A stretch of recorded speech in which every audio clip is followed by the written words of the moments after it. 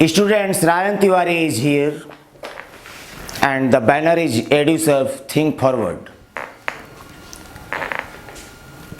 Earlier I have been teaching you what? Only grammar portions. We went through tenses, हम लोगों ने tense पढ़ा, हम लोगों ने प्रीपोजिशन का कुछ चैप्टर देखा, एक आध वीडियो जो स्पोकन पे गए, कॉम्पिटिटिव लेवल पे गए। छात्रों की डिमांड आ रही थी, मांग आ रही थी ऐसे कि हम लोगों को लिटरेचर चाहिए, साहित्य। तो इसलिए स्पेशली बिहार बोर्ड के लिए, उसका बिहार बोर्ड 12 के लिए हम लोगों ने पहला चैप्टर तैयार किया है। मतलब तैयार क्या किया है वो तो आपके सामने प्रैक्टिकली आ रहा है। तो मैंने सोचा कि वही पहले पढ़ाया जाए, उसके लिए ज़्यादा डिमांड थी 12 इंटरमीडिएट की इंग्लिश के लिए। और पहला चैप्टर आप लोग जानते हैं कि वो इंडियन सिविलाइजेशन एंड कल्चर है, भारतीय सभ्यता और संस्कृति, और जिसे लिखा है महात्मा गांधी ने। ये भी आप लोगों को पता होगा, और नहीं पता है तो अभी जान जाइए। भारतीय सभ्यता और संस्कृति, इंडियन सिविलाइजेशन एंड कल्चर किसने लिखा है? महात्मा गांधी ने। अब महात्मा गांधी कौन थे ये अननोन नहीं है, पूरी दुनिया जानती है उनको, लेकिन यहाँ पे पहले लेखक परिचय है और उसके बारे में हम लोग चर्चा करेंगे। Mohandas Karamchand Gandhi 1869-1948। Mohandas Karamchand Gandhi 1869-1948, popularly known as Bapu or the father of the nation, was more a spiritual leader than a politician. Mohandas Karamchand Gandhi, जिन्हें राष्ट्रपिता के नाम से जाना जाता है सामान्यतः, पॉपुलरली सामान्यतः, ऐसे पॉपुलर मतलब लोकप्रिय होता है, और वो स्पिरिचुअल लीडर थे। स्पिरिचुअल मतलब आध्यात्मिक होता है। आप लोग अपनी अपनी किताबें देखते रहिएगा और मेरे शब्दों पे ध्यान दीजिएगा ज़रा। और वो पॉलिटिशियन से ज़्यादा आध्यात्मिक नेता थे। He successfully used truth and non-violence as the chief weapons against the British rule in India and help India gain independence. उन्होंने सफलतापूर्वक भारत में ब्रिटिश सरकार, जो हम लोगों पे अंग्रेज लोग शासन करते थे, उनके खिलाफ सत्य और अहिंसा, नॉन वायलेंस मतलब नॉन वायलेंस अहिंसा है, उसको प्रमुख हथियार के रूप में इस्तेमाल किया और भारत को आज़ादी दिलाने में मदद दिलाई। वैसे एक निजी ओपिनियन, उनके अलावा और भी लोग थे जिन्हें आप लोग जानते होंगे, मैं नाम नहीं लेना चाहूँगा या वो नहीं करना चाहूँगा, लेकिन प्रमुख रूप से महात्मा गांधी थे, लेकिन आज़ादी के पीछे और भी लोग थे। From 1915 till 1948 he completely dominated Indian politics. 1915 से 1948 तक उन्होंने शासन किया, डोमिनेट शासन किया, राज्य किया। किस पे? भारतीय राजनीति पे किया।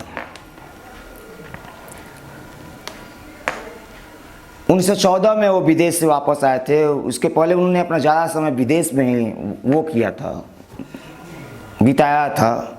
विदेश में शिक्षा भी उन्होंने ग्रहण की थी। फिर लंदन वगैरह, साउथ अफ्रीका की कहानी आप लोग जानते होंगे। ये सब ये आप लोगों को सीखने और जानने की ज़रूरत है। तो 1915 से 1948 तक राजनीति में, भारत की राजनीति में उनका प्रमुख वो था, मतलब मालिक थे, वही डोमिनेट शासन कर रहे थे। He died at the hands of a fanatic on 30 जनवरी 1948। 30 जनवरी 1948 को उनको मार दिया गया। एट द हैंड्स ऑफ का सेंस है के हाथों। ए फैनेटिक वो व्यक्ति कहा जाता है जो धर्मोन्मादी होता है, कट्टरपंथी होता है, उसके हाथों। यहाँ पे रेफर किया जा रहा है नाथूराम गोडसे को। तो फिर से मेरा कोई कमेंट नहीं है इस पे, नाम तो यहाँ नहीं था, धर्मोन्मादी का नाम था। तो धर्मोन्मादी तो वो भी था जिसने धर्म के नाम पे पाकिस्तान लिया था। मेरा निजी ओपिनियन है।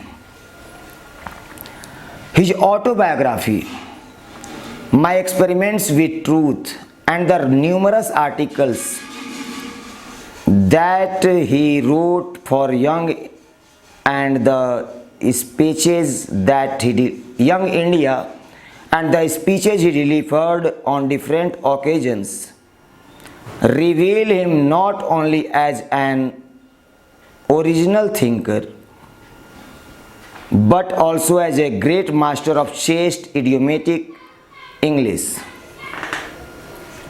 उनके अनेकों जो भाषण हैं, उन्होंने यंग इंडिया एक मैगजीन थी, उसके लिए जो पत्रिकाएं लिखी हैं, और उसके अलावा जो उन्होंने अलग अलग अवसरों पे भाषण दिए हैं, उनको उनका रिवील प्रकट करना, रहस्योद्घाटन करना, उनको दिखाते हैं, बताते हैं कि वो एक पवित्र मुहावरेदार अंग्रेजी के मालिक थे।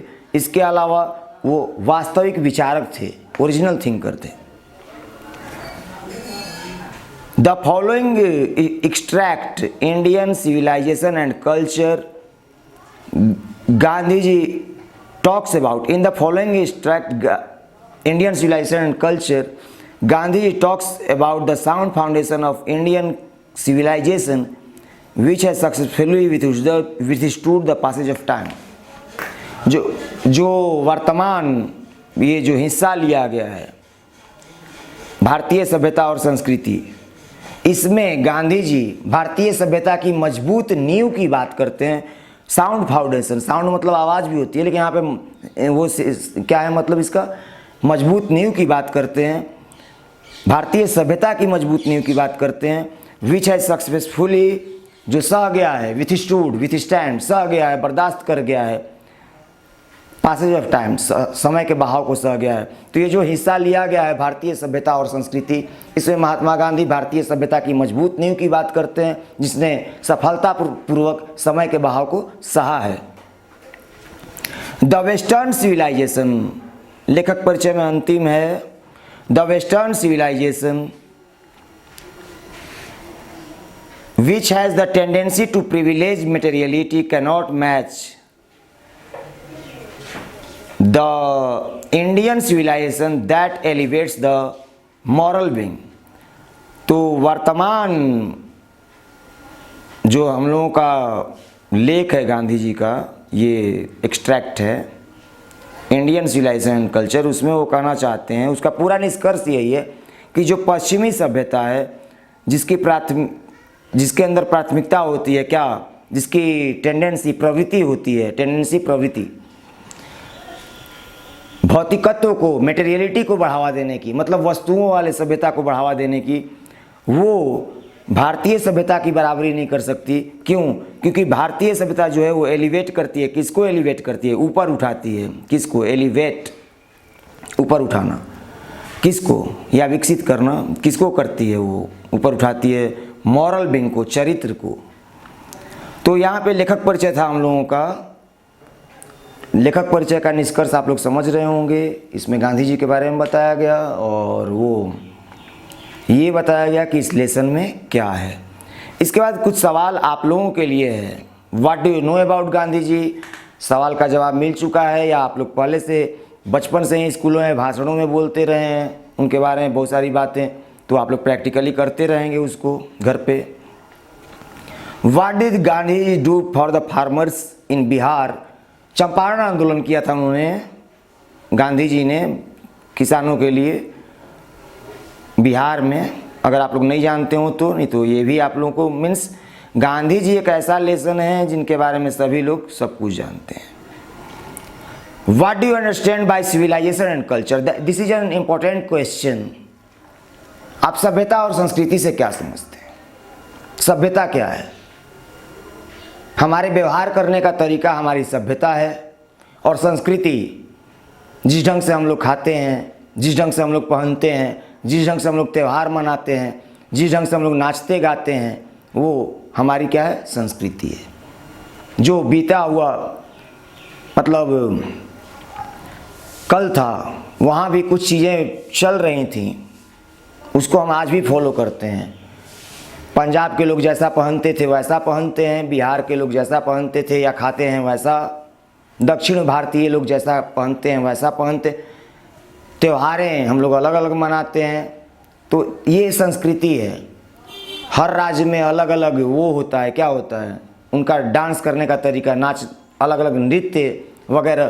तो ये सब चीज़ें, हम लोग का त्यौहार, हम लोग के कपड़े पहनने का तरीका, हम लोग का खाना, ये सब हम लोगों की क्या है, संस्कृति का हिस्सा है। हम लोगों का नाच गान जो है वो संस्कृति है हमारी, हम लोगों का जो पूजा पाठ है वो संस्कृति है हमारी। What do our holy scriptures tell us about universal human values? जो मानवीय मूल्य हैं, मतलब जीवन को कैसे जीना चाहिए, उसके बारे में हमारे जो वो हैं धार्मिक ग्रंथ वो क्या कहते हैं। तो हमारे धार्मिक ग्रंथों में हमेशा यही है, वसुधैव कुटुंबकम, ये ज़्यादा है। हम लोग ऐसा मानते हैं कि पूरी दुनिया परिवार है हमारे। लेकिन यहाँ पे मैं ये भी जोड़ना चाहूँगा कि गांधी जी का वो था, क्या था, अहिंसा ही सर्वोपरि है वगैरह। लेकिन हमारे धार्मिक ग्रंथों में ये भी है कि अहिंसा परमो धर्मो धर्म हिंसा तथैव च। अहिंसा सबसे बड़ा धर्म है, लेकिन धर्म के लिए हिंसा भी जरूरी है। इसीलिए बॉर्डर पे सेना भी होती है, पुलिस होती है, वो लोग धर्म के लिए हैं, धर्म की रक्षा के लिए हैं। मतलब कहीं ना कहीं हिंसा भी होनी चाहिए, ये मेरा निजी ओपिनियन है। हिंसा करना मतलब क्या, किसी को लूटने के लिए नहीं, लेकिन हिंसा होनी चाहिए कब, अगर हिंसा नहीं, बॉर्डर पे पुलिस से हटा दो, सेना हटा दो बॉर्डर से, मीन्स ये सब मेरा निजी, I don't want to expend it please. If I means अगर ये किसी को हर्ट कर रहा है तो सॉरी, लेकिन सेनाएं फिर नहीं होनी चाहिए, पुलिस वाले नहीं होने चाहिए, गोली नहीं होनी चाहिए, बंदूक नहीं होना चाहिए, परमाणु बम सबको नष्ट कर देना चाहिए अगर अहिंसा ही धर्म है तो। लेकिन सभी इस बात पे, पूरी दुनिया इस पर तैयार हो रही है क्या, तैयार हो जाएगी क्या, नहीं होगी। तो मैं इस पर कोई ज़्यादा लेक्चर नहीं देना चाहूँगा या ज़्यादा वो नहीं, क्योंकि वो कंट्रोवर्शियल हो जाएगा and I don't want to fall into any controversy. लेकिन फिर भी सही बातों के लिए अगर हिंसा हो जाए तो होनी ही चाहिए, गलत बात के लिए हिंसा नहीं होनी चाहिए। किसी का शोषण करने के लिए हिंसा नहीं होनी चाहिए, किसी गरीब को सताने के लिए हिंसा नहीं होनी चाहिए, किसी कमजोर, किसी को ऑपरेशन के लिए हिंसा नहीं होनी चाहिए। But for saving religion, for saving community, for saving the human beings, common people, there must be violence. Means I am not pleading that, मैं इसकी बहस नहीं कर रहा हूँ, मीन्स उसका वो नहीं कर रहा हूँ। लेकिन आखिर अलग अलग देशों के पास सेनाएं क्यों हैं, इतने गोली बंदूक बारूद वगैरह क्यों खरीदे जा रहे हैं। सभी लोग आज भी अभी तक, इसका मतलब या तो सभ्य नहीं हुए हैं, या सबका ऐसा मानना है कि असभ्य से बचने के लिए, असभ्यता से बचने के लिए सभ्य लोगों के पास हथियार होना चाहिए। सिविलाइजेशन, सभ्यता को बचाने के लिए एक औजार होना चाहिए, सभ्यता तभी बच पाएगी।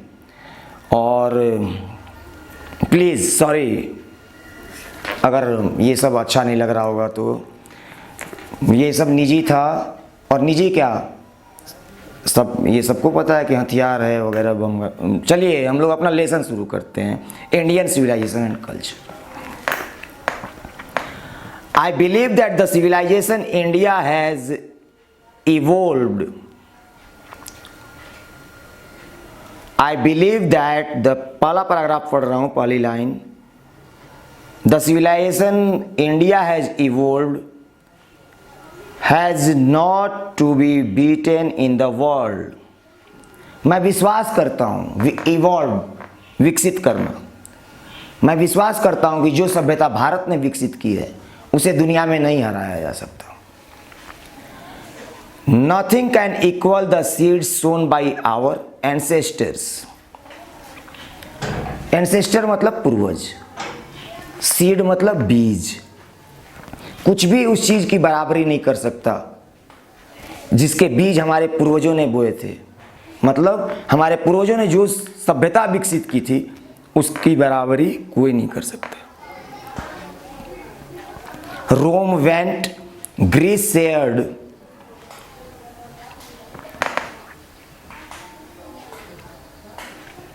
द सेम फेट, मैं पेज नंबर 6 पे चलने लगा और तो रोम चला गया।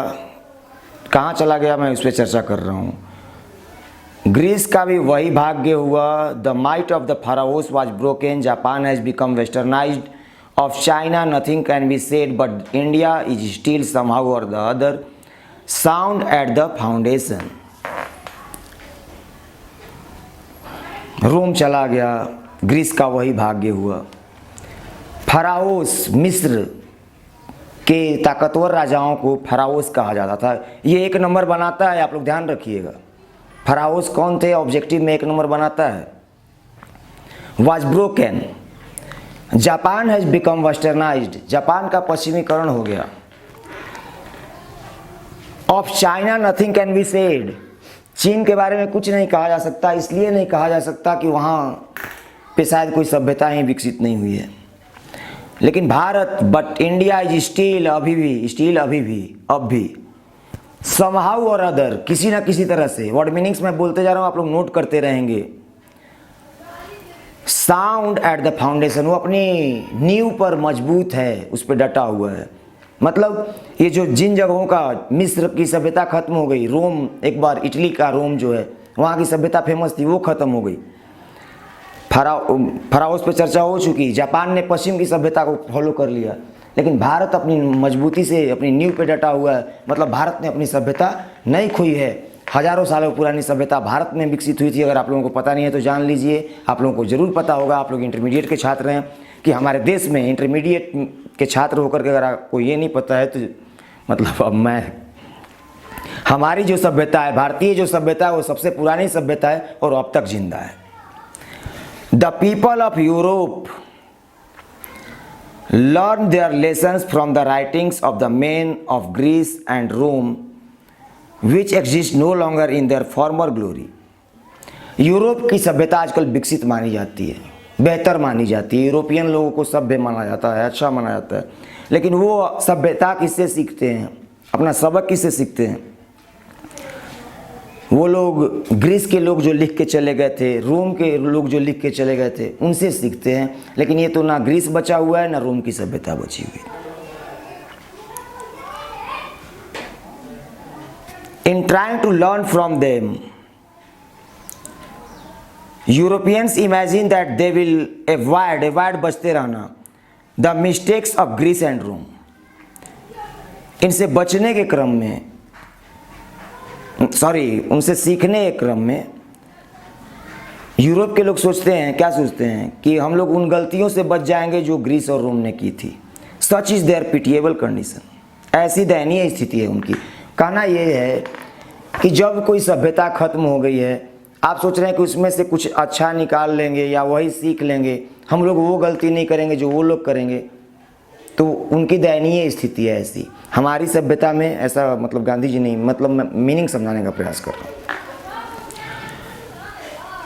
कि कोई अच्छा है उससे सीख लिया अच्छाई, लेकिन कोई अपनी बुराई या कमियों के चलते खत्म हो गया और आप सोच रहे हैं कि उसकी अच्छाइयों से हम वो कर लेंगे, केवल अच्छाइयाँ ले लेंगे, बुराई, तो इसमें आप फंस सकते हैं ना बीच में। ये वाला सिचुएशन है। In the midst of this, all this, paragraph 2 में मैं आया हूं।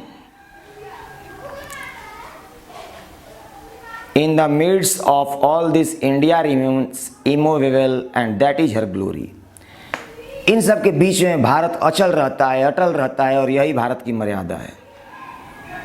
It is a charge against India that her people are so uncivilized, ignorant and stolid that it is not possible to induce them to adopt any changes. Bharat पे एक आरोप है, एक दोषारोपण है। क्या है? कि हमारे लोग इतने अनसिविलाइज्ड हैं, असभ्य हैं, इग्नोरेंट, अज्ञानी हैं, स्टॉलिड हैं, मंदबुद्धि हैं, कि ये संभव नहीं है कि उनको किसी बदलाव को ग्रहण करने के लिए इंड्यूस, प्रवृत्त किया जा सके। It is a charge really against our merit. ये जो दोषारोपण है वो वास्तव में हम लोगों की गुणवत्ता के खिलाफ है। What we have tasted and found on the found true on the anvil of experience we dare not change. जिस चीज़ को हम लोगों ने सही पाया है, कहाँ सही पाया है? Anvil of experience. एनविल क्या होता है? आप लोग लोहार को देखते होंगे, लोहा पीटता है तो वो लोहे के ऊपर लोहा रख के पीटता है तो नीचे वाला लोहे पे फर्क नहीं पड़ता है, और उसी लोहे पे लोहे की परख हो जाती है। तो नीचे वाला जो लोहा है निहाई, वो उसी को एनविल बोला गया। तो जिस चीज़ को हम लोगों ने अपने अनुभव के द्वारा सही पाया हुआ है, वी डेयर नॉट चेंज, हम लोगों को बदलने का साहस नहीं है। मतलब हम भारतीयों को तुम लोग मंदबुद्धि कह लो, जो भी कह लो, लेकिन हम लोग जानते हैं अपने अनुभव से कि हमारी सभ्यता सही है और हमें उसको बदलने का साहस नहीं है। Many thrust their advice upon India and she remains steady. This is her beauty, it is the sea anchor of our hope. कई लोग अपनी सलाह भारत पर थोपते हैं, लेकिन भारत निरंतर वैसा ही जैसा है वैसा ही रहता है, और यही भारत की सुंदरता है, हमारे देश की सुंदरता है, और यही हमारी उम्मीदों की सुरक्षा है। सीट एंकर सुरक्षा। पैराग्राफ 3 पे हम लोग आ रहे हैं।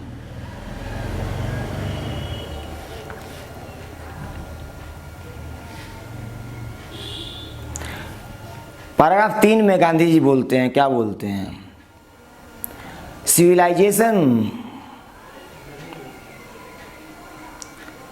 Civilization is that mode of conduct which points out to man the path of duty. सभ्यता व्यवहार का वह माध्यम है जो मनुष्य को उसके कर्तव्य का रास्ता बताता है। Performance of duty and observance of morality are convertible items.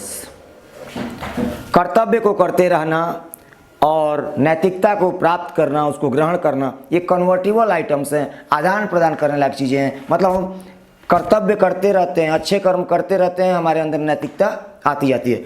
अच्छा कर्म किया, नैतिकता आई, एक लिया दूसरा दिया। जैसे पैसा लेके कुछ आपने खरीद लिया। To observe morality is to attain, to observe morality